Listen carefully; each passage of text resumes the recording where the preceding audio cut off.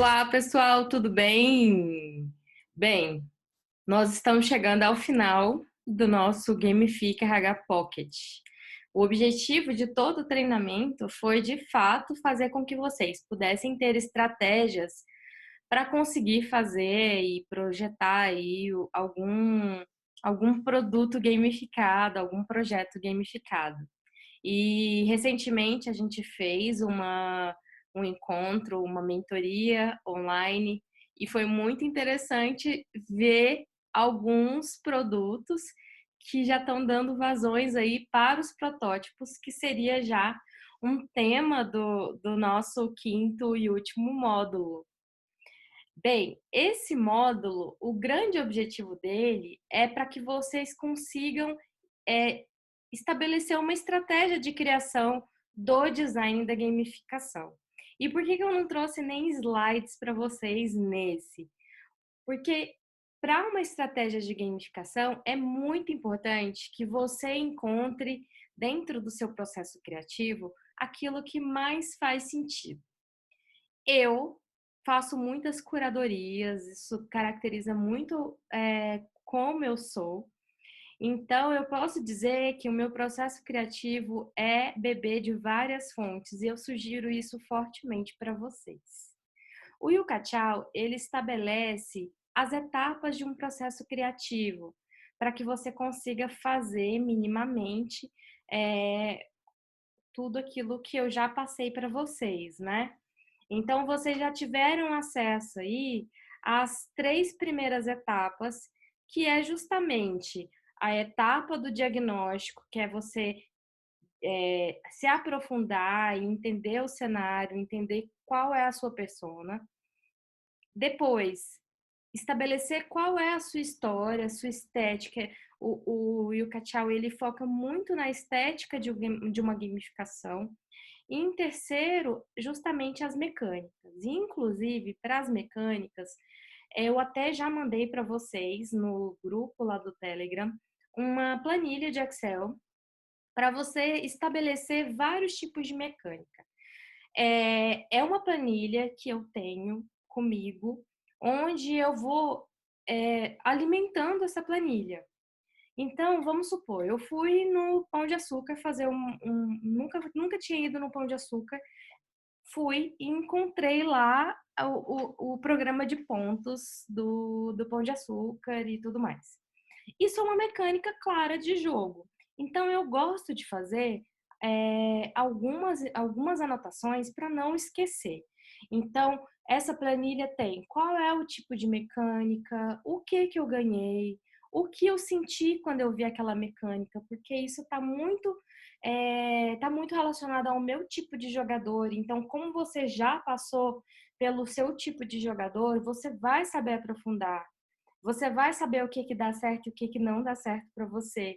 E até a análise de falar assim, nossa, mas dessa vez eu consegui me engajar. Por que será? Então você tem que fazer todos esses tipos de análise. Enfim, eu sou apaixonada mesmo nas motivações das gamificações e eu fico fazendo eu tenho vários insights. Principalmente quando eu tô com os meus filhos. Eu estava até falando sobre isso durante a nossa mentoria, que eu tenho grandes insights de gamificação junto com os meus filhotes, porque eles assistem muito desenho e os desenhos eles estão muito cheios disso também, né? Enfim. Então, nessa planilha tem qual é a motivação, qual é a mecânica, o que que eu ganhava, tem qual era o cenário, então no caso, né, era um supermercado, eu traçava alguns comportamentos. Que tipo de comportamento é claro para mim que eu tô querendo alavancar ali? Obviamente, eles querem fazer um aumento de vendas, né? Eles querem alavancar vendas, porque se você for colocar na ponta do papel o valor de cada selinho daquele, multiplicar por sei lá quantos e ver quanto que é o valor da panela, não faz o menor sentido, não faz. Mas enfim. Então, essa planilha já está com vocês, eu já mandei lá no grupo do Telegram para que vocês tenham acesso e para vocês irem alimentando. É, é muito difícil para para aquela pessoa que nunca trabalhou com isso, simplesmente eu jogar para vocês falar assim, pronto, pá, se vira. Não, não é bem assim. O processo criativo ele leva tempo. No início, talvez eu tive, de fato, eu tive mais dificuldades, mas eu já vinha de jogo desde muito nova. Então isso me ajudou muito porque para mim era muito fresco. E como meu filho, principalmente o mais velho, ele joga muito, eu ainda estou em acesso a muito desse tipo de mecânicas e dinâmicas que talvez vocês não estejam, tá bom? Então não se cobrem muito nesse processo, porque eu sei que muitas pessoas ficam frustradas porque muitas vezes porque não consegue chegar num resultado que, ao seu ver, não funcionou. Esse também é um grande ponto. Cuidado, não existe certo ou errado dentro da gamificação, dentro do projeto. Existe o que é certo e errado para aquela pessoa. E aí eu puxo um gancho de um tipo de brainstorming que eu falei, inclusive, no processo de mentoria, que é você buscar identificar quais são os comportamentos que você quer alavancar, mas também saber identificar quais são os comportamentos que podem ser alavancados e que você nem queria que eles fossem alavancados. Por exemplo, competição. Muitas vezes a gente não quer fomentar competição, mas a maioria das mecânicas e dinâmicas que a gente conhece, elas estão muito relacionadas aos jogos competitivos. E às vezes você vai colocar ali uma mecânica que você está querendo pontuar alguém, mas você não percebe que dentro daquele ambiente vai provocar uma competição e essa competição naquele ambiente, naquele cenário, pode ser negativa, tá? Então, a gente tem que tomar muito cuidado com esses comportamentos secundários. Esses comportamentos que eu não quero alavancar, ou são comportamentos que vão ser consequência daqueles que eu quero alavancar. Lembre-se que não é desconfiando do colaborador, tá? Não é isso. Mas lembre-se que nós estamos imersos em uma cultura do jeitinho brasileiro. E é normal, o ser humano ele é muito inteligente. É normal que ele vai tentando achar brechas, principalmente num jogo. Eu faço isso o tempo inteiro, até mesmo para melhorar a minha performance dentro do jogo. Então, quando as coisas elas estão dentro de um cenário muito mais sério, que está sendo dentro de um cenário organizacional, a gente precisa levar em consideração que as prioridades também mudam. Não é um simples jogo, tá bom? Não leve isso. Apesar de ser super divertido, as pessoas elas vão levar a sério, tá? Depois das três primeiras etapas, e é muito importante que eu diga isso, né? Eu estava falando sobre justamente você ter várias fontes de informação para isso. Eu já fiz vários tipos de cursos de design. Então, a gente pode utilizar uma estrutura base para isso, tá? Se você não quiser utilizar a estrutura base do Yuka Chao. Então, se você conhece de design sprint, design thinking, são ferramentas, são métodos que eu utilizo bastante, inclusive nos meus workshops, para que a gente possa aprofundar sobre cada uma das etapas de criação. Eu me recordo que um dos últimos workshops que eu fiz aqui em Brasília, do Gamifica RH, eu apliquei a jornada de atores, que foi a primeira vez que eu apliquei, até mesmo porque ela não é uma ferramenta muito simples. Não é todo mundo que consegue fazer com clareza. Até para explicar é difícil. E foi muito interessante porque tinha uma das participantes trabalhava num salão muito conhecido. E ela foi fazendo a jornada do colaborador, a jornada desse cabeleireiro dentro desse salão muito conhecido aqui em Brasília. Foi muito interessante porque chegou no momento que ficou muito claro qual é a dor daquele cabeleireiro. A dor daquele cabeleireiro é porque chegava no momento que a jornada do colaborador deixava de fazer sentido para ele. Ele já estava num outro nível da gamificação. Ele já precisava ir para um outro nível e a organização não estava conseguindo oferecer isso. Então, o que que eles fizeram? Eles fizeram um projeto gamificado para criar este outro nível. E foi muito interessante, me deixou muito marcada, assim, como ficou muito claro qual era a dor daquele cabeleireiro, sabe? Que já tinha já tinha uma carteira de clientes gigantesca que estava trazendo lucro para o salão e ele precisava de alguma forma exercer aquela influência dele de cabeleireiro, né? Eles foram levantando que tipo de persona e a gente viu que é uma pessoa muito sociável. Então, eles utilizaram isso dentro do projeto e eles conseguiram fazer um projeto super legal para trazer esse outro nível. E esse outro nível foi justamente fazer com que essa pessoa se torne um microempreendedor. E aí o salão ele começava a fornecer a marca. Então, é um selo salão XPTO para aquele cabeleireiro.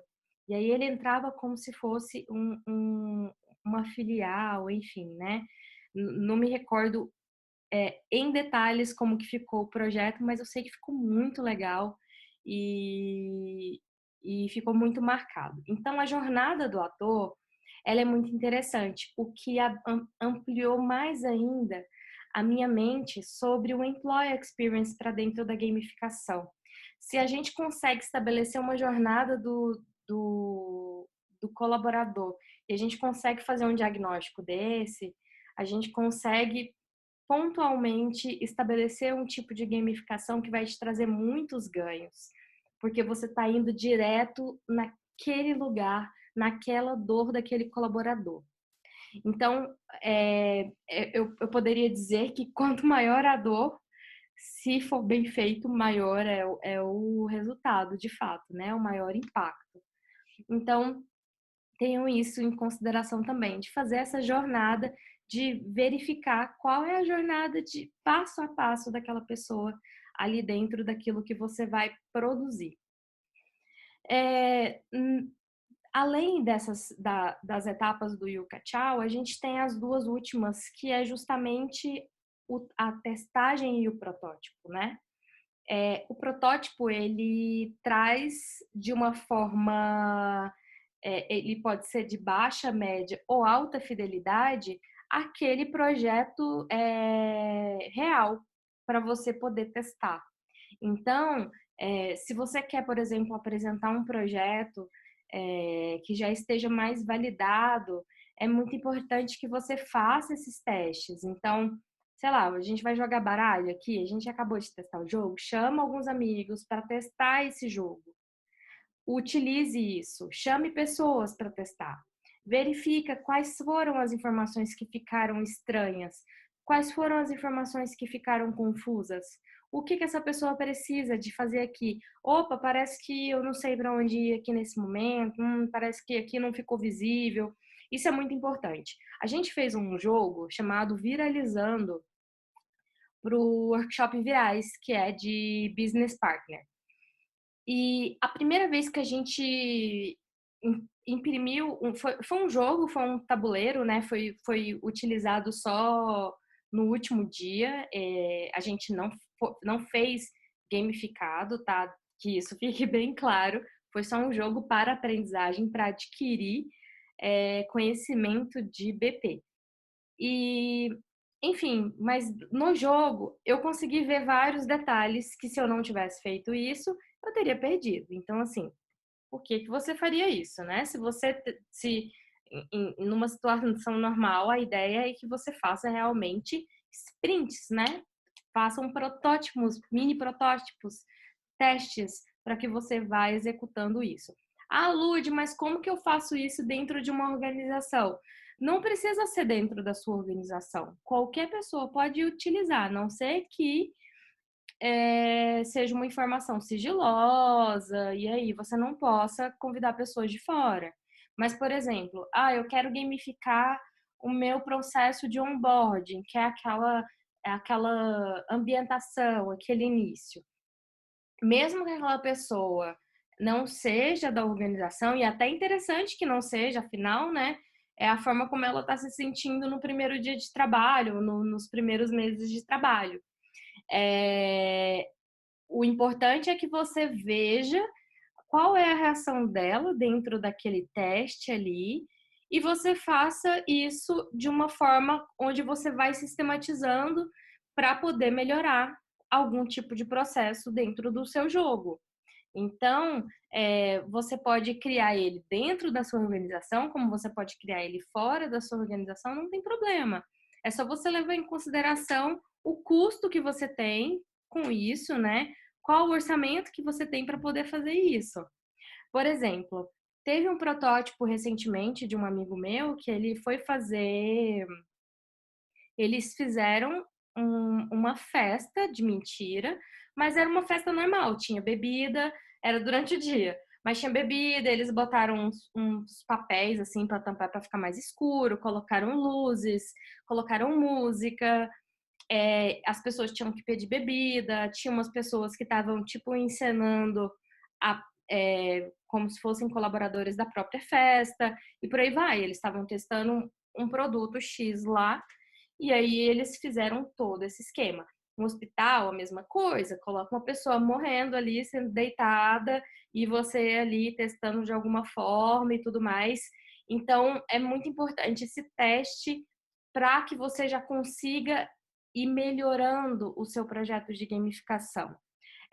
Toma muito cuidado com você querer que fique tudo pronto, é, perfeito de uma primeira vez para lançar. A não ser que seja algo que possa trazer algum tipo de injustiça organizacional, eu sugiro que você dê um tempo ali para você ir maturando isso até ficar bem redondinho. Mas é muito importante que a gamificação ela fique de fato redondinha para você apresentar para o seu jogador, para o seu colaborador, tá bom? Bem, um outro tipo de teste que você pode fazer é seu sombra. O sombra, por exemplo, nessa festa fake, você pode ficar atrás da pessoa que está sendo usuário de alguma plataforma e você vai ficar só olhando para identificar como que essa pessoa toma decisão dentro do jogo. Isso é muito importante, principalmente em organizações, porque a gente sabe que as pessoas se comportam de formas diferentes. Então, é uma forma também de você ver que as pessoas ou elas estão confusas ou algo precisa ficar mais claro dentro de algum aplicativo e por aí vai.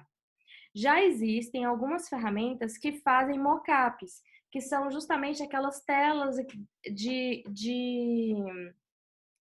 aplicativos. Tem o Figma faz isso,